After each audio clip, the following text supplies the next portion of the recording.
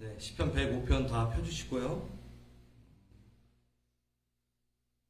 여러분 105편 시편의 그 여러 유형 중에 뭐 찬양시, 감사시, 뭐 애통시 막 있잖아요, 그렇죠? 그 중에 이 유형은 구속사 찬양시입니다. 네. 하나님의 구원의 역사를 한눈에 보여주면서 찬양하는, 그래서 구속사 찬양시. 105편은요 좀 길어요. 네, 근데 보시면은 이스라엘의 역사, 아브라함에서부터 광야의 시기까지의 과정을 이야기하면서 여호와께서 백성들을 위해 맺으신 언약의 성취 가운데 백성들을 이끄신 신실하신 그리고 그 사랑, 그것을 찬양합니다. 그러니까 언약 사상이 들어가 있는 시편이죠. 그래서 저희 히브리서 지금 계속 언약에 대한 부분을 가고 있는데 아주 중요한 타임인 것 같아요. 연결이 또 되는 부분이고, 언약의 하나님. 네. 오늘 PPT가 조금 어색하시더라도 여러분의 마음은 바르시기 때문에 바르게 볼 거라 믿습니다. 아까 맹 목사님 말씀하셨듯이 이렇게 세 부분으로 나눠줍니다. 총 45절에 105편이 1절에서 15절은 아브라함 이야기를 통해서 하나님의 언약에 대해서 얘기하고, 또 요셉의 이야기, 그 다음에 출애굽의 사건을 통해서 언약의 하나님에 대해서 이야기합니다. 자, 한번 다 피셨다면 볼까요? 1절부터 8절. 제가 좀 빠르게 읽겠습니다. 여호와께서 감사하고 눈으로 따라오세요. 그의 이름을 불러 아뢰며 그가 하는 일을 만민 중에 알게 할지어다. 그에게 노래하며 그를 찬양하며 그의 모든 기이한 일들을 말할지어다. 그의 거룩한 이름을 자랑하라. 여호와를 구하는 자들은 마음이 즐거울지로다. 그의 능력을 구할지어다. 그의 얼굴을 항상 구할지어다. 그의 종 아브라함의 후손과 곧 택하신 야곱의 자손, 너희는 그가 행하신 기적과 그의 이적과 그의 입의 판단을 기억할지어다. 그는 여호와 우리 하나님이시라. 그의 판단은 온 땅에 있도다. 그는 그의 언약 곧 천대에 걸쳐 명령하신 말씀을 영원히 기억하셨으니. 이게 8절까지입니다. 여기 보면요, 여러분, 약속을 이루시는 언약의 하나님을 찬양하고 있죠. 감사하라, 찬양하라, 이름을 부르라, 기이한 일들을 기억하라, 막 이렇게 10가지 동사들을 나열하면서 적극적으로 찬양할 것을 촉구하고 있습니다. 요 1절부터 8절이요, 역대상의 16장 8절에서 22절, 거기도 15절이거든요. 똑같아요. 네, 너무 신기하지 않나요? 역대상에서 이 16장 8절에서 22절을 여기 있는 15절을 그대로 사용하면서 동일한 내용을 이야기합니다. 근데 역대상 16장이 무슨 내용인가요? 다윗이 언약궤를 드디어 다윗의 성 가운데, 그 이스라엘 회중 가운데 찾아올 때 나오는 얘기가 바로 역대상 16장입니다. 그러니까 언약이 회복되었다라는 부분, 언약의 하나님이 다시 우리 가운데 오셨다라는 부분, 그 역대상의 그 내용이 그대로 이 시편에 사용되고 있어요. 언약의 하나님을 찬양하는 것이 얼마나 중요한 건지, 언약의 그 하나님이 우리의 가운데, 우리 회중 가운데, 우리의 백성 가운데, 우리 교회 가운데, 내 가정 가운데 계시는 게 얼마나 중요한 건지를 이 시간 말하고 있다라는 거죠. 그러면서 하나님께서 이루신 것들에 대한 감사와 찬양을 촉구하고 있습니다. 여러분, 저는 이렇게 성도님들을 만날 때마다 하나님께 감사하고 찬양을 되게 익숙하게 자주, 그리고 뭐랄까, 쉼없이 막 이렇게 얘기하시는 분들을 봐요. 네. 그러면 어떤 분들은 좀 점잖게 교양 있게 넘어가지, 뭐 이렇게 하나하나 다 찬양하고 감사하다라고 얘기할까? 어머 감사합니다, 은혜입니다, 막 이렇게. 네. 어떤 분들은 쑥스러우니까 너무 이런 말을 많이 안 해도 돼, 하나님 아시겠지, 이렇게 얘기할 수 있죠. 다 아시는데 뭐 내가 굳이 감사하고 찬양해, 이런 거를 사람들한테 말해야 될까? 이렇게 얘기할 수 있을 거예요. 근데 이 감사와 찬양에 대한 침묵은요, 그냥 감사와 찬양이 없네 그 정도가 아니라, 이것은 내 삶의 일들이 하나님에 의해서가 아니라 나의 자신의 힘으로 나의 삶의 문제들, 어려움들을 딛고 일어나서 스스로 삶을 개척하여 잘 꾸려 나갔다라는 인상을 주기에 아주 쉽습니다. 무슨 얘기냐면, 내 안에 조그만 부분이라도 하나님을 찬양하고 하나님께 감사하는 것들이 계속 있다면 내 안에 인식 안에서도 이 일은 하나님이 하셨지. 아무리 조그만 일이라도 이 일은 하나님께서 계획하신 거겠지 라고 내가 인식한다는 거예요. 그것에 감사하고 찬양하고 자랑할 때. 근데 그것을 쉬면은 어떠한 큰일이든 어떠한 일이든 그것이 해결되고 그 어려움이 복구되었을 때 하나님이 하신 거라고 생각하지 않고 내가 스스로 열심히 해서 내 힘으로 그것을 바꿨다라고 내 머리가 인식하고 내 삶이 인식한다는 거죠.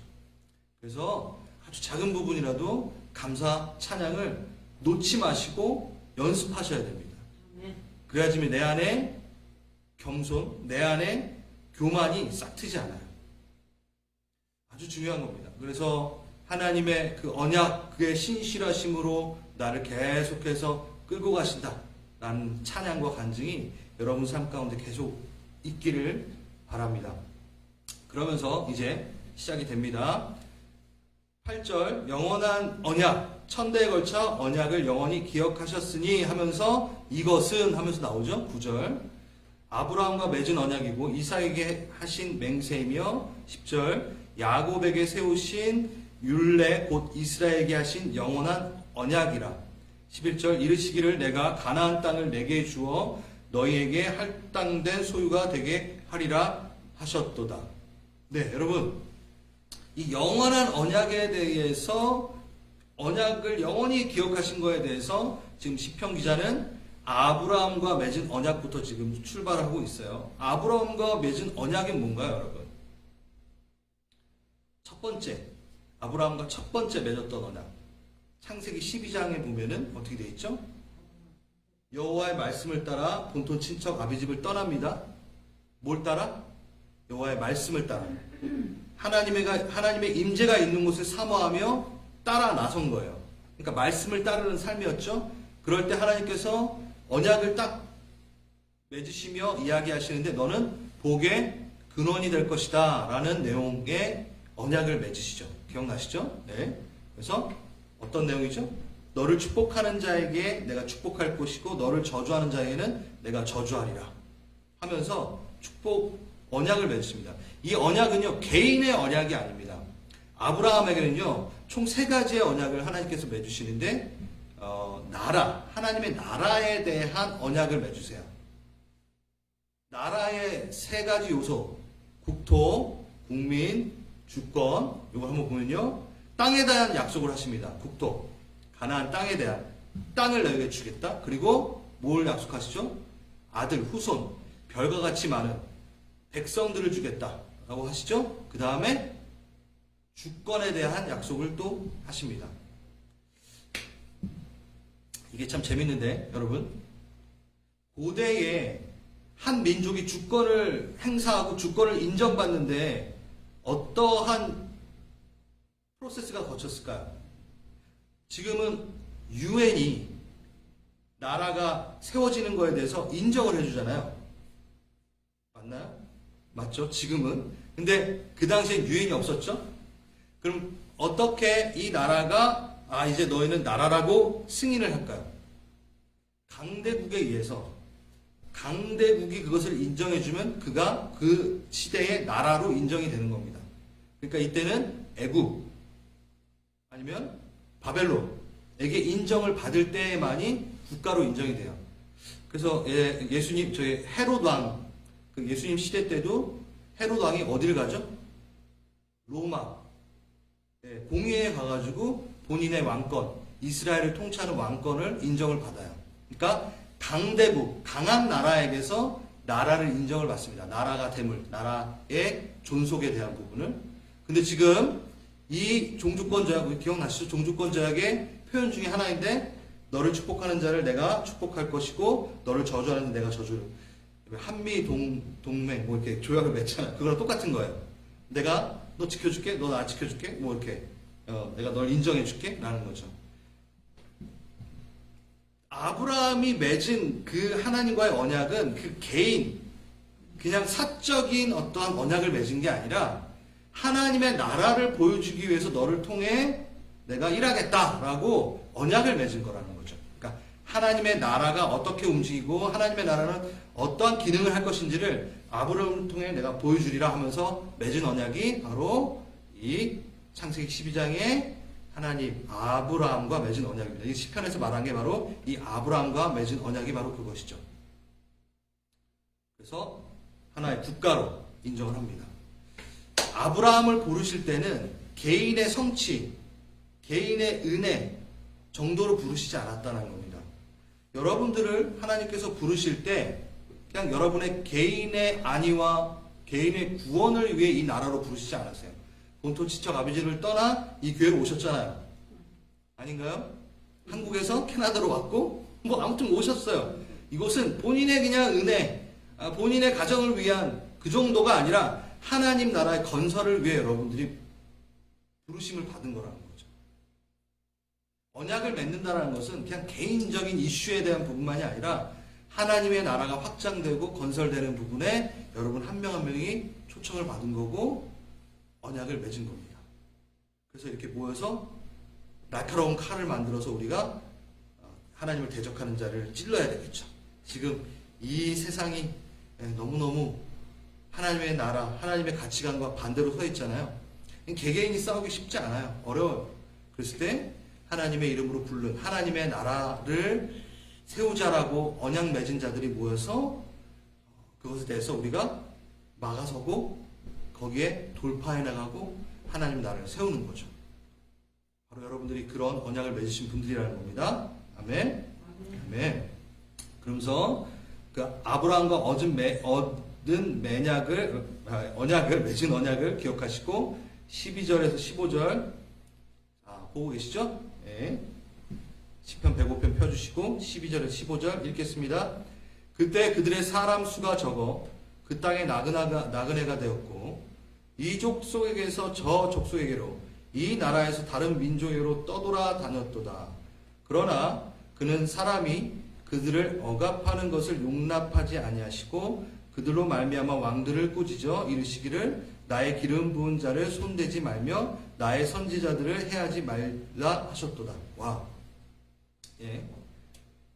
그 땅에 이제 기근이 들자마자 가나안 땅을 이제 나와버립니다. 아브라함이 언약을 맺고 이 땅은 하나님이 주신 내가 너한테 언약으로 준 땅이야 라고 했는데 기근이 들자마자 나와버려요. 그러니까 조금의 어떠한 고난이 있으니까 이거 하나님이 허락해서 나가는 건 아니었죠.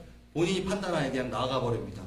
그러니까 그런데도 그 이후에 아브라함이 겪었던 일들이 있어요. 하나님의 뜻을 따라 머물지 않고 본인의 판단하에 이게 다르거든요. 나중에 두 번째 애굽을 떠나는 일이 있는데 그거랑 달라요. 아브라함이 나왔을 때는 하나님께 물어보지 않은 채 그냥 나옵니다. 그랬을 때 어떠한 일들이 있냐면 아주 어려움들이 생기게 됩니다. 바로에게 사라를 누이라고, 아내 사라를 누이라고 속이고, 뭐 그런 일들이 있죠. 어려움들이 생기죠. 이때 오히려 바로가 꾸지람을 받습니다. 잘못은 누가 했는데? 아브라함이 했는데 꾸지람을 바로가 받아요. 그리고 이 내용 안에는 아브라함처럼 나는 못 살게 굴어도 하나님께서 언약을 신실하게 지켜내니까 난 아무렇게라도 살아야 돼. 이렇게 적용하면 안 되시는 거예요. 절대 그렇게 적용하면 안 돼요. 이 내용을 뭘로 보냐면 아브라함의 언약 가운데 하나님께서 초청하시고 가나안 땅을 주시겠다고 했는데 고난이 있자마자 도망갔어요. 그랬을 때도 하나님께서 그들을 지켜내요. 아브라함을 지켜내요. 이것은 아브라함처럼 대충 살아도 된다라고 창세기가 말하는 게 아니라 그렇게 어기고 떠나도 연약한 모습으로 연약한 결정을 하여도 어떻게 그 가운데서 그 악한 가운데서도 하나님의 선하심으로 그를 이끌어 간다라는 창세기가 주고 싶어하는 메시지죠. 그래서 아브라함을 보지 말고 언약을 계속해서 성취해 나가는 끌고 가신 하나님을 봐라라고 이 내용들이 이 창세기의 언약 사상의 이 창세기의 이야기가 있는 거죠. 그래서 우리 오늘 말씀 전에 불렀던 찬양 있잖아요. 4절 내 주와 맺은 언약은 영불변하시니 그 나라 가기까지 늘 보호하시네. 어떻게 해요? 나는 어겨도 불변하신 하나님이 날 끌고 가신다. 예, 이 내용이 바로 언약사상이라는 겁니다. 언약사상의 그 은혜라는 거죠. 그래서 지금 14절 15절이 그 내용입니다. 그들로 말미암아 왕들을 꾸짖어 이르시기를 나의 기름 부은 자를 손대지 말며 나의 선지자를 해하지 말라 하셨도다.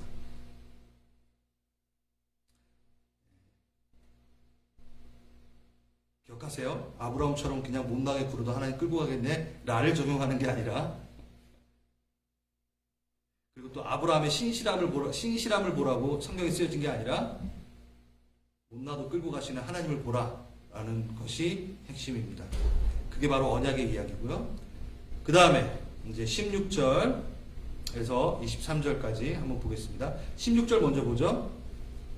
그가 또 그 땅에 기근이 들게 하사 그들이 의지하고 있는 양식을 다 끊으셨도다. 자, 이 부분은 좀 달라요. 야곱 때의 기근과 아까 아브라함 때의 기근이 성격이 좀 다르다고 제가 말씀을 드렸죠.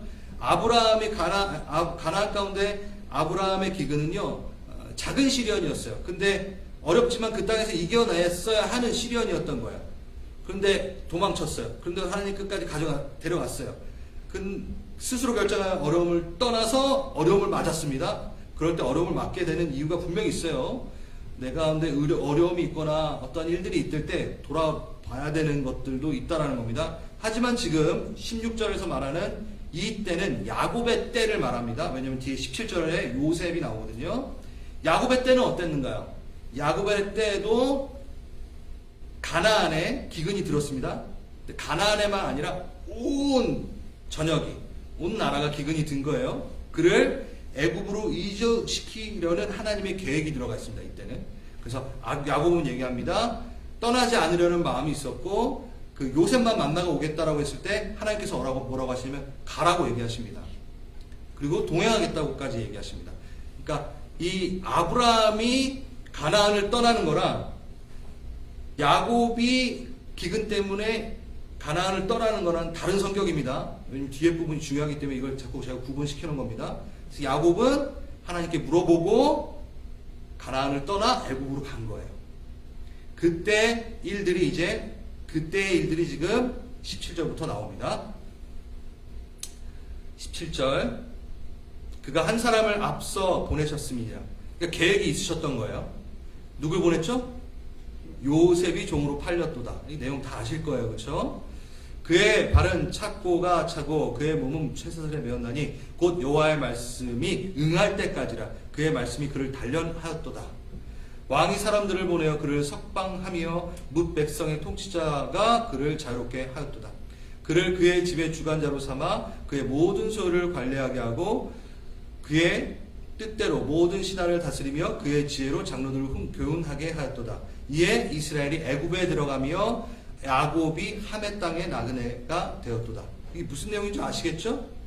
예, 형제들이 야곱을 팔고 야곱이 종으로 끌려가고 그 다음에 꿈을 해석하고 그 다음에 어떻게 되죠? 총리로 오르고 뭐 이 내용이 다 여기 들어가 있는 거예요. 그리고 그 아브라함의 그 야곱의 식구들이 어디로? 애굽으로 가는 것까지가 23절입니다. 자, 이걸 여기서 뭘 얘기하고 있냐면요. 오늘 좀 구절이 길죠. 언약을 이루시는 과정에는 뭐가 있다? 고난을 통과하게 돼 있다라는 걸 지금 시편에서 얘기하고 있습니다. 지금 언약의 성취 하나님을 이야기할 때 첫 번째 이슈가 있었고 두 번째는 뭐죠? 언약을 이루시는 과정 가운데는 고난을 통과하게 돼 있다. 하나님의 계획을 하나님의 계획이 이루어지는 한 방편 가운데 뭐가 있다? 고난과 기근이 포함되어 있을 수 있다라고 지금 얘기합니다. 그런데 그 하나님 언약 안에 거한다면 18절 묶여 있는 것 같으나 19절 여호와의 말씀이 응할 때까지 단련되는 과정을 거쳤을 때 20절 자유케 됨이 있다라는 걸 지금 얘기하고 있어요. 다시 묶여 있는 것 같으나 하나님의 계획대로 하나님의 말씀대로 그것을 이겨내고 단련하고 그 과정 가운데 넘어가면은 뭐가 있다? 자유함이 있다라는 것을 언약사상 가운데 지금 가르치고 있습니다. 절 봐주세요. 여기 내용이 다 있질 않지만 여러분 벌써 그 구약의 내용들이 있으니까 우리 요셉이 자유케 되었을 때 요셉이 이제 자유케 됐다는 것은 술 맡은 관원이 같이 떡을 맡은 관원과 술 맡은 관원이 꿈을 꿨는데 꿈을 해석을 하죠. 그렇죠? 지하 저기 감방에서. 그랬을 때 술 맡은 관원은 살아납니다. 그렇죠? 그때 요셉이 얘기합니다. 나가면 내 억울함 좀 얘기해주고 좀 풀려나게 해줘 라고 했는데 술 맡은 관원이 바로 나가자마자 얘기를 안 해요. 왕에게. 몇 년 있다가? 2년 있다가 얘기합니다. 그쵸? 2년 동안 요셉은 얼마나 열이 받았을까요? 내가 꿈 해석해가지고 해줬는데 좀 얘기 좀 해가지고 나 좀 풀려나게 해주지. 한데 술 맡은 관원이 2년 동안 잊어버리고 있습니다. 근데 2년 동안 잊어버린 그 상황 가운데 그는 되게 다시 한번 낙심하고 고난을 겪지만 어떤 일이 있죠? 그 2년 후에 느부갓네살 왕이 뭐하죠? 꿈을 꾸죠. 그쵸? 꿈을 꾸고 그 해석을 해야 되는 사람을 찾게 됩니다. 그리고 나서 요셉이 불리움을 받습니다. 근데 만약에 술 맡은 관원이 나가자마자 그 얘기를 해가지고 그 억울함이 좀 상쇄되어서 뭐라 그러죠? 그 상소에 올려져가지고 나오게 됐다면 이 타이밍이 맞나요? 2년 후에 꿈 꿔야 되잖아요. 그리고 그거를 해결을 해줘야 되잖아요. 그러니까 2년 전에 나왔으면 그냥 다시 보디발의 뭐 하인으로 다시 갔던가 그랬다라는 거죠. 근데 정확한 타이밍, 그 2년 후를 기다려야 되는 일이 분명히 있었다는 거죠. 그리고 이 2년이 되고 나서 그 왕 앞에 섰을 때 나이가 30세라고 분명히 나와 있는데 그것은 이 당시에 높은 관직에 오를 수 있는 나이가 30세부터였어요. 그러니까 그 2년을 하나님께서 정확하게 계획하시고 그를 불러내십니다. 요셉의 입장에서는 너무나 억울하고 그 2년을 더 기다렸어야 되는 일들이 있지만 하나님의 정확한 타이밍에 어긋나지 않은 채 하나님의 언약은 성취가 되고 있는 거죠. 자, 제가 이 얘기를 하는 것은 뭐죠? 언약을 이루어 가지는 과정 가운데 우리 삶에는 단편적으로 고난과 기근이 있을 수 있다. 그 고난과 기근만 보고 하나님 어디 계십니까? 하나님 언약을 성취하신 하나님 도대체 어디 가셨습니까? 라고 얘기할 수 없다. 우리는 그 언약 안에 거하며 하나님의 때에 대해서 기다릴 수 있어야 된다. 그게 바로 언약의 성취 하나님의 하나의 과정 가운데 들어가는 부분이다. 라고 이 시편은 지금 얘기하고 있습니다. 그렇죠. 그것이 고통스러운 단련의 기간이었으나 모든 것이 합력하여 선을 이루는 시기가 분명히 있습니다. 여러분 이 부분에 대해서 어떻게 한번 적용해 볼까요? 우리 또한 하나님 나라에서 또 새하늘과 새 땅에서 그냥 흰 옷 입고 하프 치고 날아다니면서 이렇게 쉬라고 하나님은 그 나라를 지금 완성시키고 우리를 초대하는 게 아닙니다. 이 고난을 다 겪고 나서 이런 훈련을 겪고 나서 자 보디발의 집에서 우리 요셉이 뭐 했죠? 집에 재산을 관리했어요. 예. 그 훈련이 있었기 때문에 꿈을 해석하고 나서 뭐 했죠? 온 나라의 재정을 맡는 자가 됐어요. 그러니까 하나도 허투루 하나님께서 버리시지 않습니다.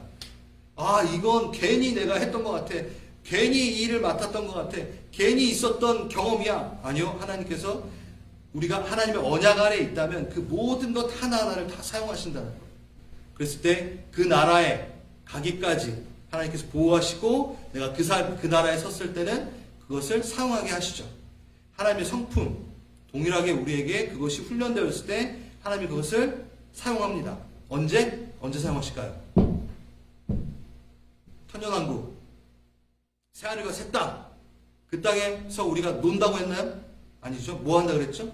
계시록에 보면 하나님과 함께 왕노릇하리라, 다스리라 하셨잖아요. 그러니까 아무것도 안 하고 하나님의 성품도 배우지 않고 이 고난과 이것도 경험하지 않고 그 자리에 앉을 수가 없다라는 거죠. 하나님께서 훈련시킨다라는 겁니다. 창세기 1장, 2장을 보면요. 에덴 동산을 다스려요. 그리고 마지막 계시록 21장, 22장에는 뭐가 나오죠? 새하늘과 새 땅에서 왕노릇하며 하나님과 함께 다스려요. 딱 요 두 장 말고 요 그 중간에 있는 엄청 두꺼운 이 많은 장들이 다 죄와 함께 있어요. 근데 앞에 두 장과 뒤에 두 장은 죄가 없어요. 그러니까 완전한 하나님의 나라를 보여주고 있는 거예요. 완전한 하나님의 나라에서 우리가 해야 되는 역할은 뭐라고 나와 있냐면 왕노릇하리로다. 하나님의 나라를 나라답게 다스리는 역할을 하는 게 바로 우리의 역할이에요. 이 중간은 훈련 과정입니다. 죄가 있고 다듬어지고 고난이 있고 아픔이 있고 질병이 있고 막 이런 것들이 다 그 안에서 훈련되어지고 마지막 날 우리가 그 자리에 섰을 때는 다스림을 한다라는 거죠. 그렇기 때문에 하나님의 언약이 성취되는 이 가운데는 뭐가 있다? 고난과 기근과 모든 게 있을 수 있다. 근데 우리는 뭘 바라보고 그 훈련을 이것을 바라보고 가야 된다라는 거죠. 아멘. 그 자리의 공간에 우리가 다스림이 있는 그 공간에 합당한 자들로 서시길 바랍니다. 아멘. 그 다음에 마지막 24절에서 45절 엄청 길죠? 근데 다 읽지는 않을게요. 보세요 한번. 24절 여호와께서 자기 백성을 크게 번성하게 하사 그의 대적들보다 강하게 하셨으며 자 23절에 야곱의 식구들이 애굽으로 들어갔습니다. 그리고 나서 이제 일들입니다. 그쵸? 여러분 좀 구약에 이제 이해가 좀 있으셔야 되지만 이게 이해될 텐데 예, 여기 오신 분들 수요일은 다 아시겠죠? 거기에 있으면서 어떻게 됐죠? 자기의 백성을 크게 아이가 많이 나면서 히브리 족속이 많아졌잖아요. 그쵸? 종 가운데 애굽의 노예로 있지만 그 얘기입니다. 또 그 대적들의 마음이 변하게 하여 그의 백성을 미워하게 하시며 그들이 맨 처음에는 총리로 있었잖아요. 그렇죠? 요셉이. 근데 마음이 변하여서 어떻게 했다? 그 백성을 미워하게 하시며 그 종들에게 교활하게 행하게 하셨도다. 그를 막 종들을 못 살게 하셨다. 이 내용이 그냥 있는 게 아니에요. 아주 중요한 내용입니다.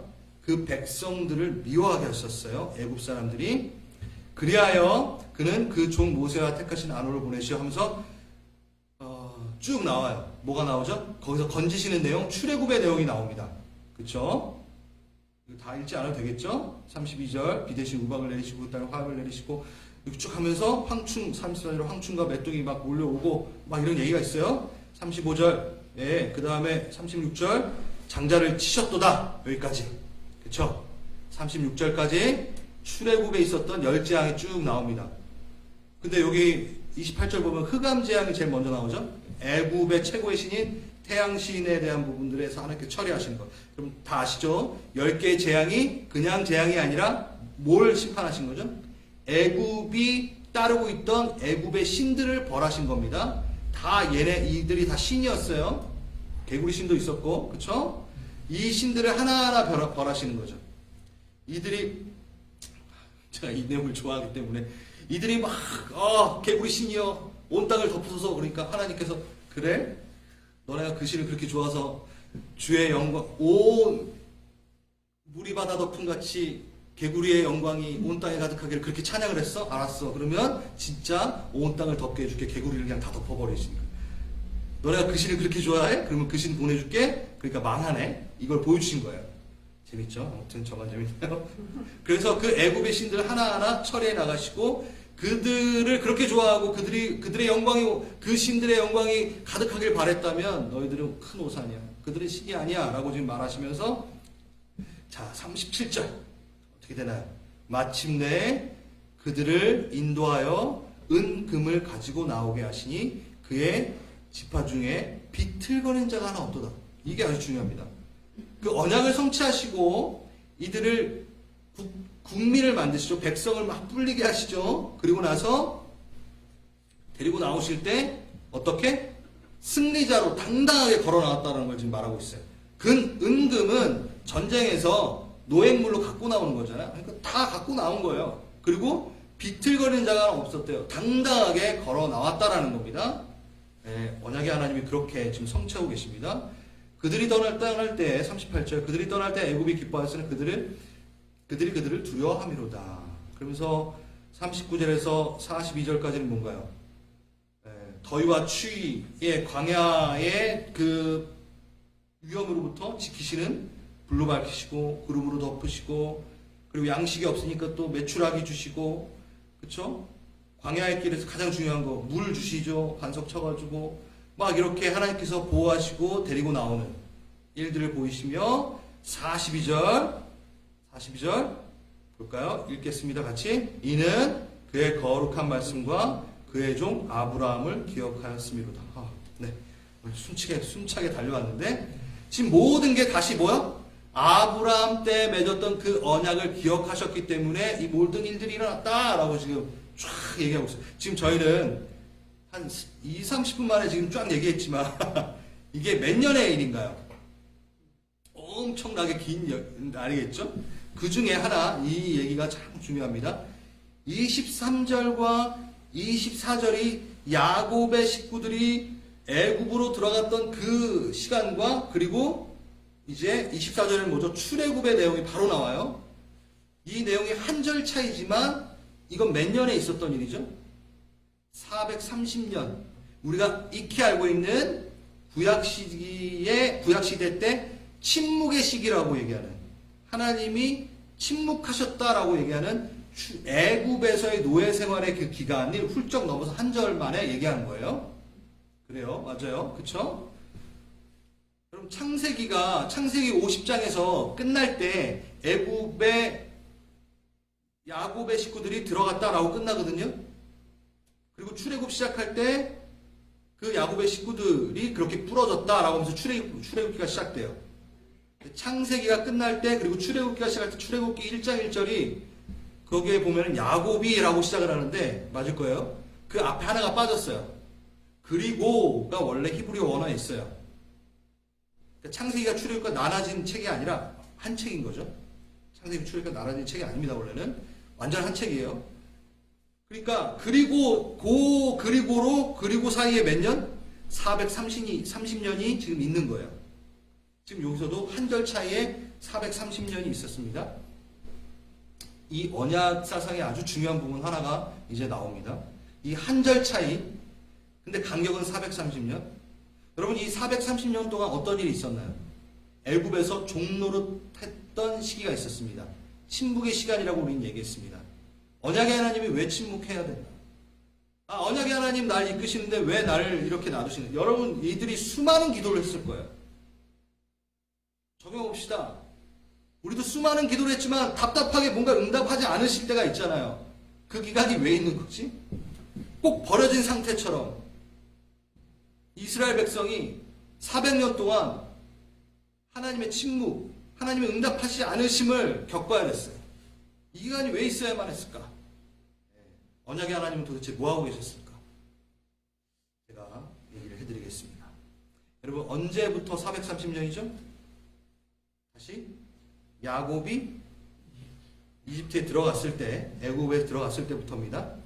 그러면 아브라함, 이삭, 야곱 이 세 명이 가나안 땅에 살고 있었을 때, 요셉은 잡혀가서 갔죠.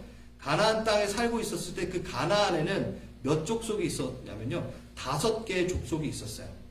성경에 나와 있습니다. 그리고 가나안으로 출애굽 후에 430년 후에 가나안으로 들어갈 때는 몇 족속이었게요? 7개의 족속이 있었습니다. 가나안 7족속이라고 나와 있잖아요. 그렇죠? 아시죠 다? 다시 5족속이 있을 때 들어갔어요. 그리고 430년이 흐르고 7족속이 있을 때 가나안으로 다시 들어가요. 이때 이 5족속이 그대로 있고 2족속 플러스해서 7족속이 됐을까요? 아닙니다. 5족속이 있을 때 남아있는 족속은 한 족속밖에 없고, 이 5족속은요, 이 7개의 족속이 어떻게 됐냐면, 싸우고, 거인 족속들이 있었거든요. 싸우고, 죽이고, 혼합되고, 또 딴 데서 유입되고, 해가지고 막 섞여요. 다 섞여버려요. 거기에 있던 종족들이. 그리고 나서 7개의 족속이 완전히 새롭게 그 땅에 있었던 거예요. 만약에 하나님의 계획대로 430년의 그 종살이라고 하지만 이곳에 야곱의 그 식구들이, 그 70명밖에 안 되는 식구들이 거기에 있었다면 그 거인 족속과 함께 그 5족속에 속해서 어떻게 됐을까요? 유입되고 찢어지고 갈라지고 막 뺏겨가고 하면서 엄청난 일들 가운데 그 7개의 족속 가운데 다 섞여가지고 들어갔겠죠. 정체성을 완전히 잃어버릴 수밖에 없었던 상황이라는 거죠. 하나님께서 침묵하신 것 같지만 뭐한 시간이죠? 옮기셔서 보호한 시간입니다. 정말요? 여기 나와 있잖아요. 다시 애굽에 들어갔을 때는 어떤 일이 있었나? 애굽이 미워하게 만들었다고 했잖아요. 왜 그냥 놔둬도 되는데 왜 꼭 미워하게 만들까? 이게 아주 키포인트입니다. 왜 미워하게 했을까요? 히브리 족속들은 하나님이 하셨습니다. 왜요? 거기에서도 섞이지 않게 하기 위해. 멸시받고 천대받게 해서 히브리인들이랑 섞으면 안 돼 라고 그 애굽 땅에서마저도 430년간 정체성을 지켜내게 하십니다. 미천하게 만드셨고 히브리인들이라면 가증히 여기게 만드셨고 성경 얘기로 그냥 넘어가면 안 돼요. 한번 적용해 보십시오. 한번 볼까요? 하나님 침묵하는 것 같아요? 그래요? 그럼 그 시간에 하나님은 분명히 여러분을 보호하고 있는 것이 있습니다. 그의 계획 아래 여러분 보호받고 있는 시기라는 거죠. 아무리 뭘 말해도 응답하시지 않는 것 같고 버려진 것 같고 430년 동안 종살이 하는 것 같고 왜 응답이 없어? 라고 하는 그 시간에 내 눈으로는 아무것도 못 보는데요. 하나님의 눈으로는요. 명확한 계획과 명확한 때에 요셉을 명확한 때에 불러내신 것처럼 정확한 계획으로 우리를 보고 계신다. 우리는 뭐 하면 돼요? 언약의 하나님에게 붙들려 있으면 돼요. 부인하지만 않으면 돼요. 난 언약의 하나님을 믿습니다라고만 하고 있으면 돼요. 그게 답니다. 우리가 하는 역할은. 하나님의 보호가 그 침묵 가운데 하나님의 보호가 분명히 있다는 거예요. 그리고 또 내가 사는 공간 안에서 또 내가 멸시받고 있을 수도 있어요. 천대받고 있을 수 있어요. 내가 하나님을 믿는 것만으로도 사람들과 어울리지 못할 수 있어요. 이 세상이 말하는 가치관에 서가지고 동성애를 인정할 수 없어. 거짓말하는 걸 인정할 수 없어. 그냥 넘어가. 그냥 대충 살아. 아니야, 나 그렇게 할 수 없어. 사람들이 미워합니다. 너만 잘났냐? 얘기할 수 있어요. 어울려. 술 한잔해. 같이 좀 어울려봐. 그걸 끊습니다. 그럴 때 사랑받지 못할 수 있어요. 사람들에게서. 그건 또 나를 지키시는 한 부분이 있다는 거죠. 정체성을 지키시기. 그 히브리 민족 정체성을 지키시기 위해 하나님께서 보호를 계획하셨고 그 보호 가운데는 고난과 침묵처럼 느껴지는 게 있었으나 분명한 하나님의 보호는 있었습니다. 그게 바로 언약 신앙이라는 거예요. 언약을 갖고 있는 자가 버텨낼 수 있는 언약 신앙이라는 거죠. 마지막으로 창세기 46장 44절을 읽겠습니다. 내가 너와 함께 애굽으로 내려가겠고 반드시 너를 인도하여 다시 올라올 것이다. 버려진 게 아니었어요. 3절 다시 3절과 4절 같이 읽을게요. 하나님이 이르시되 나는 하나님이라 내 아버지의 하나님이니 애굽으로 내려가기를 두려워하지 말라. 내가 거기서 너로 큰 민족을 이루게 하리라. 내가 너와 함께 애굽으로 내려가겠고 반드시 너를 인도하여 다시 올라올 것이라. 버려진 것 같고 외면되는 것 같고 주님한테 잃어버린 자 된 것처럼 처참한 시기, 침묵의 시기, 하나님 어디 계셔요 하더라도 대답이 없는 것 같은 시기. 아니요, 함께 하십니다. 함께 계신다고 분명히 말씀하셨습니다. 단순히 침묵하시는 게 아니라 함께 기다리십니다. 얼마나 응답하고 싶으실까요? 하나님도. 네? 근데 하나님 참으십니다. 하나님 때까지 같이 기다리자. 내 때까지 같이 기다리자. 여러분 홀로 두지 않으십니다. 하나님 함께 하신다고. 함께 내려가겠고 함께 올라오겠다 라고 하신 그 말씀을 믿고 또 그 언약, 하나님의 그 언약을, 그 신실한 언약을 믿으며 오늘 한 걸음 또한 나아가는 우리가 됐으면 좋겠습니다. 네. 43절, 45절은 안 했네요. 근데 여기 다 들어있으니까 여기까지만 하겠습니다. 우리 좀 기도할까요?